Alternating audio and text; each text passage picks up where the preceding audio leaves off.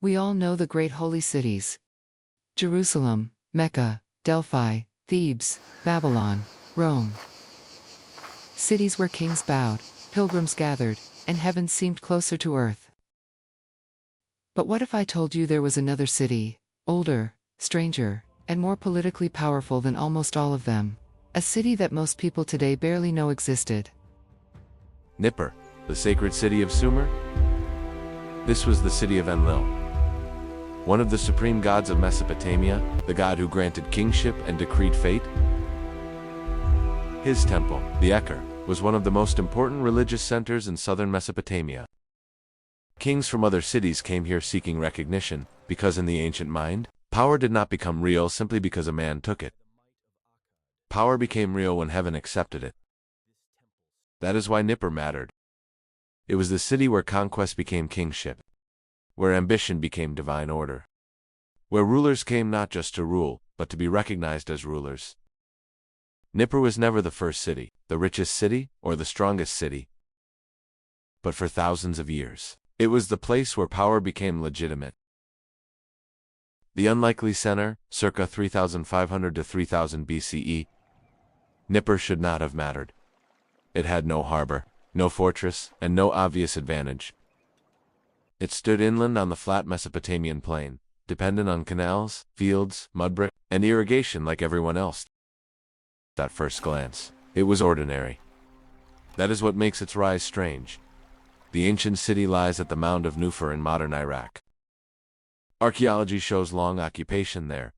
Mud brick remains, pottery, canals, houses, temples, and debris layered over centuries. It was a real settlement rooted in early southern Mesopotamia. Between 3500 and 3000 BCE, its importance was still forming. Southern Mesopotamia was changing quickly, settlements grew, irrigation expanded, temples became central, and labor, food, land, storage, and ritual were organized on a new scale. Nippur was part of that transformation.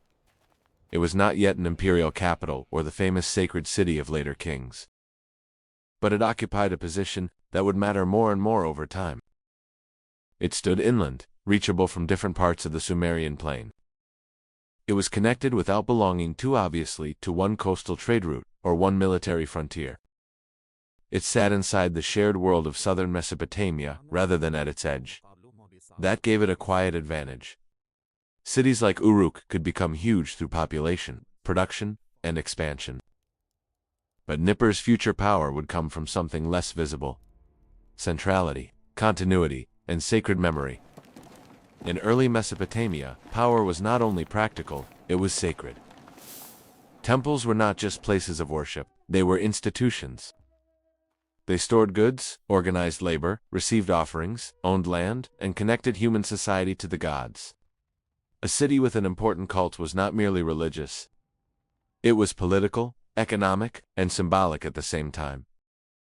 This is the world in which Nippur began to rise. The later evidence makes the direction clear. After 3000 BCE, Nippur would become famous as the city of Enlil, one of the highest gods of the Sumerian world, and later rulers would treat it as a place where kingship itself could be justified. That full story belongs to the next chapters. Here, the important point is simpler. Before Nippur became the sacred center of Sumer, it had to matter long enough for memory to gather around it. Its power accumulated slowly, like the mound itself, layer by layer, generation by generation, until an ordinary inland settlement became something much harder to ignore. The House of the Mountain, circa 3000 to 2300 BCE. In a land with no mountains, the people of Nippur built one in brick.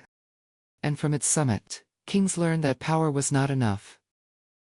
It had to be approved by heaven. At the heart of Nippur stood the Ekher, the temple of Enlil. Its name is usually understood as House of the Mountain, and in southern Mesopotamia that image mattered. This was a flat world of rivers, canals, fields, reeds, mud brick walls, and low horizons. The people of Sumer did not live beneath mountain peaks, but they imagined divine authority in terms of height, permanence, and cosmic order. But the Ekher was not only a building. It was the earthly house of Enlil, lord of command, destiny, kingship, and the ordering force that held the world together. Other cities had great gods too. Uruk had Inanna, Eridu had Enki, Ur had Nana. But Nippur belonged to the god whose recognition mattered to kings. That single fact changed the city's future.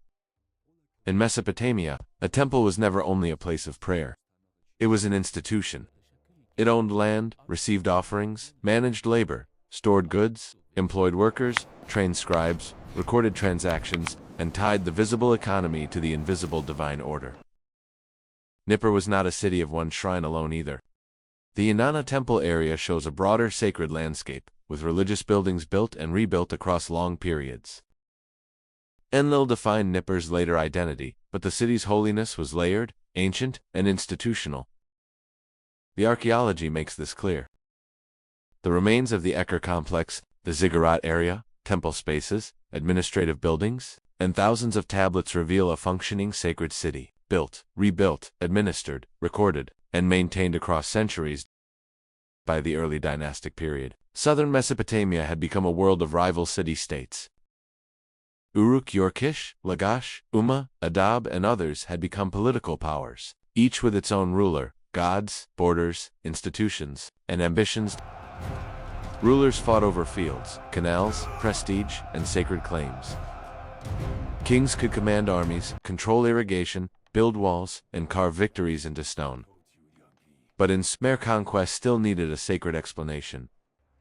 That was where Nippur mattered. It was not the strongest military city. Its power was stranger than that. Power came to it later. Sumerian tradition remembered early rulers such as Enmebrajasi and Aga of Kish, and Mesenapata of Urus figures connected with Nippur and its sacred precincts. Enmebrajasi was credited with building or restoring Enlil's temple, while Aga was remembered in connection with the tumult associated with Enlil's consort. These traditions were written down later, so they cannot be treated as simple eyewitness history. But the memory itself matters.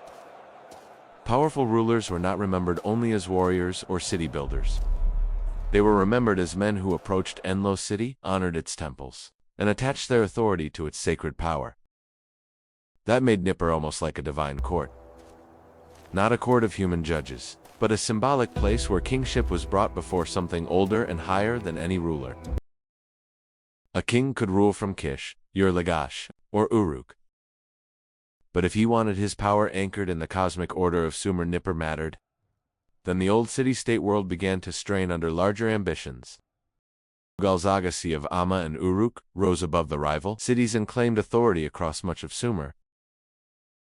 Yet even his power was framed as something granted by Enlil. Conquest still needed divine approval. Then came Sargon of Akkad. When empire came to Enlil, circa 2334 to 2150 BCE, Sargon of Akkad could conquer cities, but conquest was not enough to turn empire into rightful rule. Even he had to come to Enlil. Sargon rose from the north and did what no Sumerian city had permanently managed to do. He created an empire. The older world of rival city-states did not disappear overnight, but it was transformed. But the old problem remained. How does conquest become authority? Sargon could defeat cities. His grandson Naram-Sin would go even further, presenting Akkadian kingship in a more openly imperial and even divine form. But empire is not held together by force alone. It needs symbols, rituals, gods, traditions, and recognizable forms of legitimacy. The Akkadian rulers understood this, and their treatment of Nippur proves it. They did not erase the city. They absorbed it. That decision matters. If Nippur had been only a provincial settlement, Akkad could have pushed it aside. But Nippur belonged to something deeper, the religious and political language of Sumer itself. To rule Mesopotamia, Akkadian kings had to engage with that inherited, sacred world. And Nippur was where that world still spoke. So the city continued. Temples were maintained. Sacred traditions were reused. Imperial power attached itself to older religious authority. The archaeology reflects this continuity. Temple activity and Akkadian inscriptions at Nippur show that the new empire did not simply replace Sumerian sacred institutions. It preserved them and made them part of its own claim to rule. That is the remarkable thing about Nippur. Political systems changed around it, but the need for legitimacy remained. Cities could fall, dynasties could die, and armies could march across the plain. But Enlil city still mattered, because it offered something conquest could not manufacture on its own. Year 3 in the bureaucratic sacred state. Circa 2112 to 2004 BCE. After Akkad fell, Nippur did not become freer or simpler. Under Year 3, the Neo-Sumerian state that rose after Akkad's collapse, power became something colder. Sacred bureaucracy. The third dynasty of Yor, founded by Urnammu and strengthened by Shmelgi, was one of the most administratively sophisticated states the ancient Near East had yet seen. Year 3 was a world where fields, workers, animals, offerings, grain, and labor were all measured, counted, and recorded. But bureaucracy still needed meaning. The kings of Yor understood that temples, rituals, gods, and sacred cities were not decoration. They were part of what made government intelligible. Nippur fit perfectly into this world.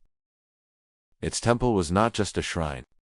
It was an administrative organism, handling offerings, workers, goods, scribes, records, and ritual obligations.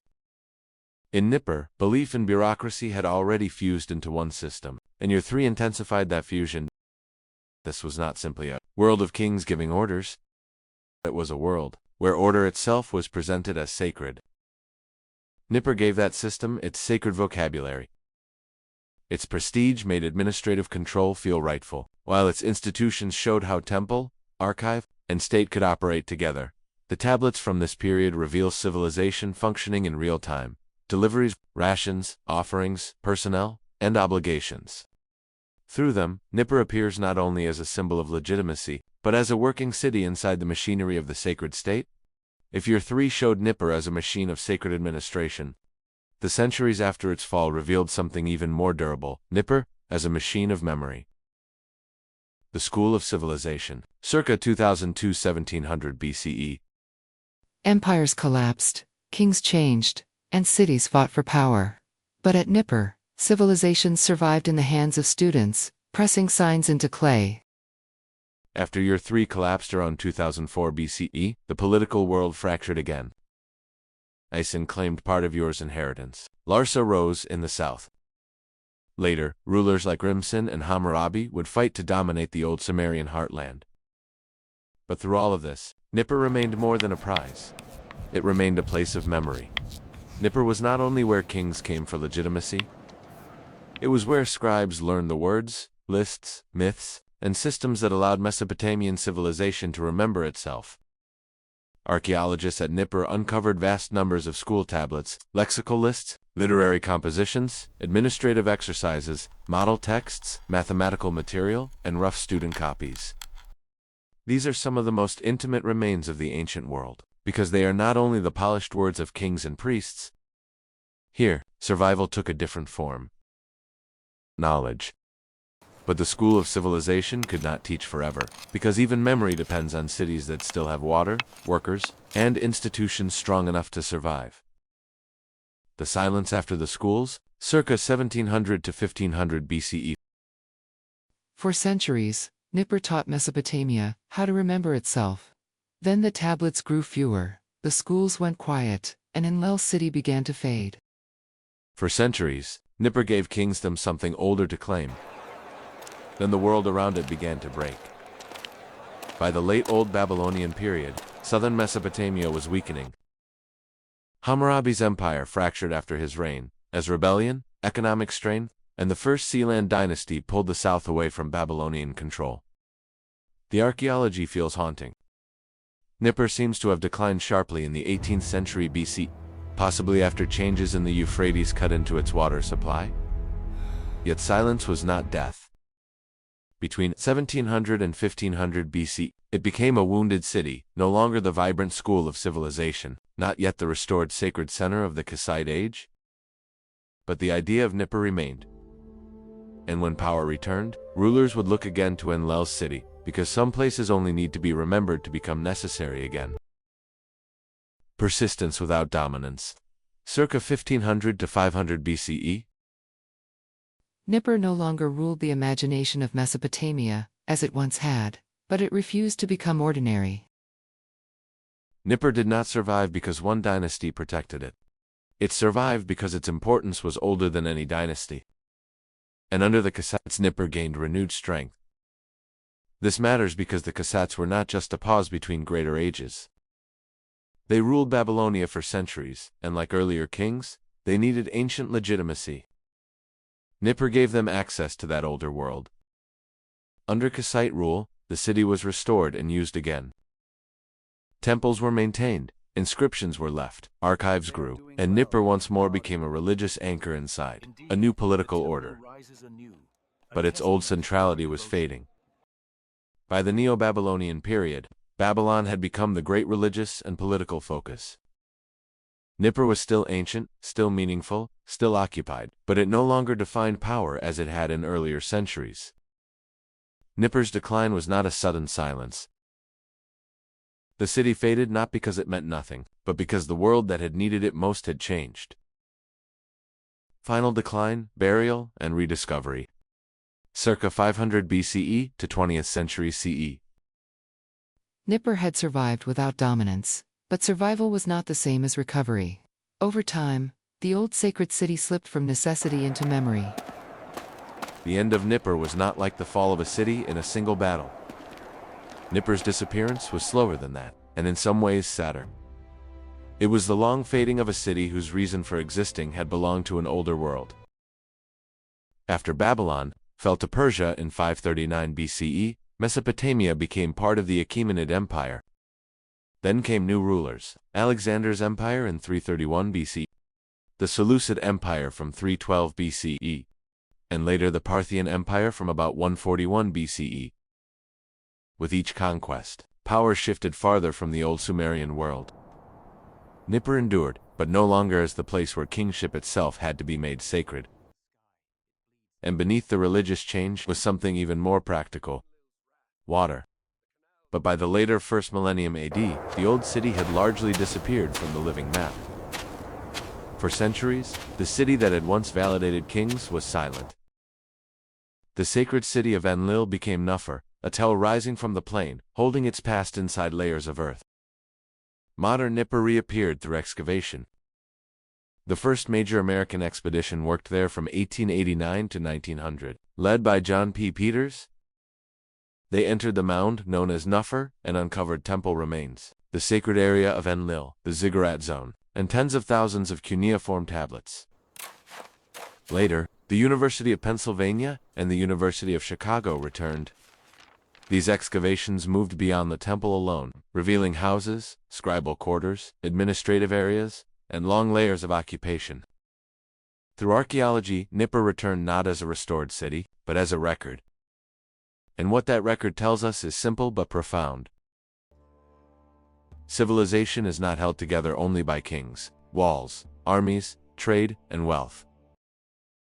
It is held together by belief, memory, institutions, water, labor, and the stories people tell about why power is real.